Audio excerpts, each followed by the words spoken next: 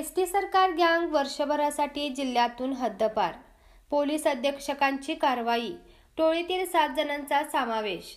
कोल्हापूर येथील खून-खुनाचा प्रयत्न, दरोडा, जबरी चोरी, खंडणी आणि बलात्काराचे गंभीर स्वरूपाचे गुन्हे दाखल असणाऱ्या इचलकरंजीतील कुख्यात एसटी सरकार गँगच्या 7 जणांना पोलिसांनी 1 वर्षासाठी जिल्ह्यातून हद्दपार केले आहे.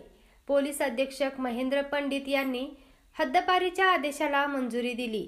त्यानुसार टोळीतील गुंडांना जिल्ह्यातून बाहेर काढले आहे. हद्दपारीची कारवाई झाल्यांमध्ये टोळी प्रमुख संजय शंकर तेलनाडे, राहणार गावभाग इचलकरंजी, अरविंद सुकुमार मस्के, राहणार अवधूत आखाडा इचलकरंजी, राकेश सुरेश कुंभार, राहणार पाटील गल्ली इचलकरंजी, दीपक सतीश कोरे, राहणार गावभाग राणा प्रताप चौक, इब्रान दस्तगीर कलावंत, अरिफ दस्तगीर कलावंत, राहणार दोघे ममता बेकरी मागे इचलकरंजी, अभिजित सुभाष जमादार, राहणार नदीवेश नाका इचलकरंजी यांचा समावेश आहे.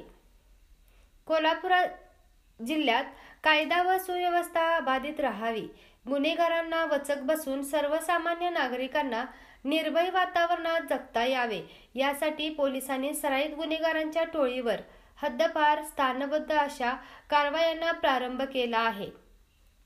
इचलकरंजीतील एसटी सरकार गँगची दहशत वाढत होती. त्यामुळे या टोळीवर कारवाई करण्यासाठी पोलिसांनी त्यांची कुंडली तयार केली जात होती.